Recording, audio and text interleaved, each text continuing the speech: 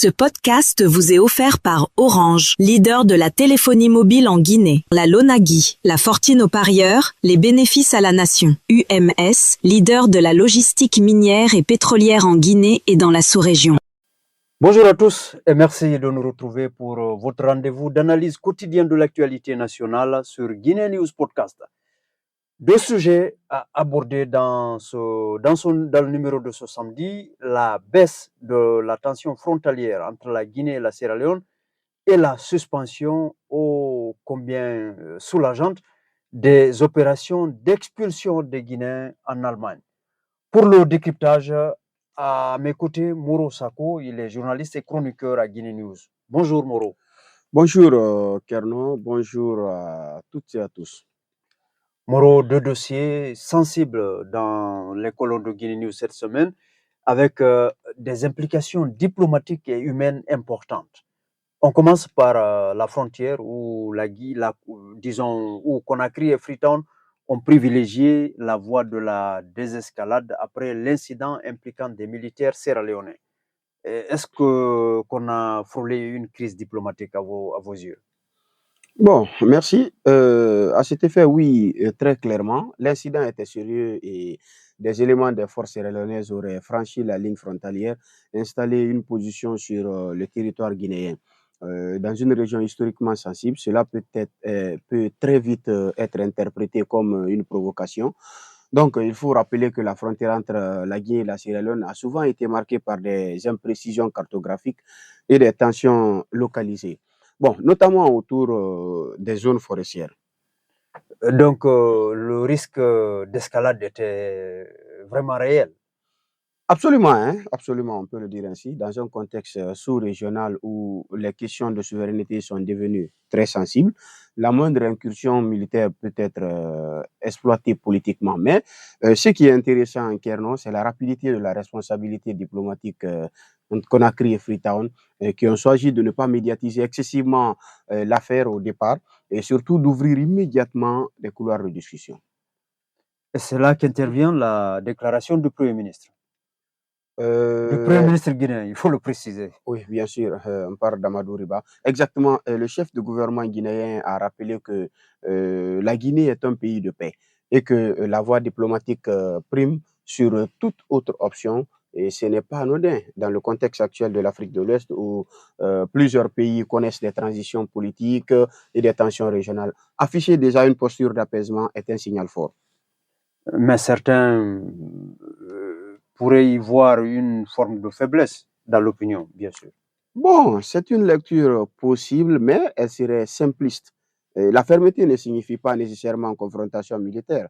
La Guinée a interpellé les militaires concernés, puis les a libérés après discussion. Ce geste envoie deux messages, à savoir, nous protégeons notre territoire, mais nous privilégions la stabilité régionale aussi. Est-ce que cette crise est définitivement derrière nous? C'est la question que l'on se pose maintenant. Bon, pas totalement. Ce type d'incident révèle un problème plus structurel. La matérialisation des frontières, je veux dire, tant que les délimitations ne sont pas clarifiées et acceptées de part et d'autre, le risque subsiste toujours. Il faudra probablement des commissions techniques mixtes entre la Guinée et la Sierra Leone pour éviter d'autres incidents éventuels. Passons maintenant à l'autre sujet. Guinée News rapporte une très bonne nouvelle, en l'occurrence la suspension des opérations d'identification en vue d'expulsion des Guinéens en situation irrégulière en Allemagne. Expliquez-nous-en un peu plus. Bon, oui, depuis quelques semaines déjà, des ressortissants guinéens en Allemagne dénonçaient des procédures d'expulsion jugées brutales ou peu transparentes. Donc, face à la pression et aux préoccupations exprimées, les autorités guinéennes, à travers le ministre des Affaires étrangères et l'ambassade de Guinée à Berlin, ont annoncé la suspension temporaire des opérations d'identification. Concrètement, qu'est-ce que cela signifie? Bon, cela signifie que les démarches visant à confirmer l'identité de certains Guinéens en situation irrégulière, étape préalable au rapatriement, sont mises en pause. Donc, une commission conjointe devrait examiner les conditions dans lesquelles ces procédures ont été menées. C'est une victoire pour la diaspora et pour la diplomatie peut-être guinéenne. Bon, on peut voir cette mesure comme un soulagement temporaire, hein, mais ce n'est pas une solution définitive.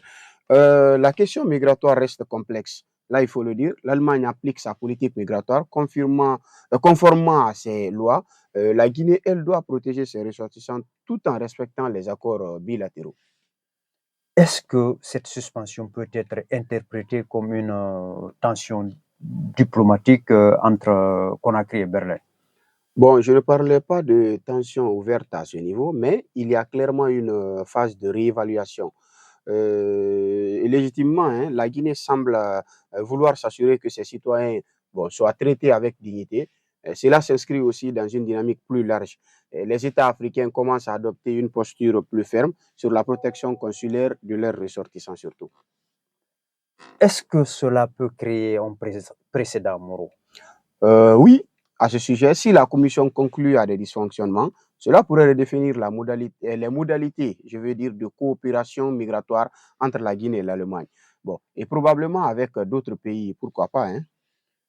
Moro, ce qui est intéressant, c'est que dans les deux dossiers, frontières et expulsion, la Guinée choisit la diplomatie plutôt que la confrontation.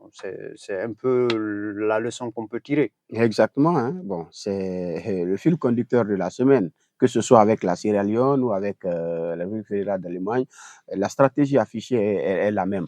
Bon, dialogue, négociation, recherche d'apaisement. Bon, il faut juste s'assurer que cette ligne diplomatique produise des résultats durables. Merci Moro pour ces éclairages. Merci à vous qui nous suivez en Guinée et partout dans le monde. Prochain numéro de Guinée News Podcast et toute l'actualité nationale, c'est sur guinénews.org et les autres plateformes de Guinée News, bien sûr. Au revoir. Ce podcast vous est offert par Orange, leader de la téléphonie mobile en Guinée. La Lonagui, la Fortine aux parieurs, les bénéfices à la nation. UMS, leader de la logistique minière et pétrolière en Guinée et dans la sous-région.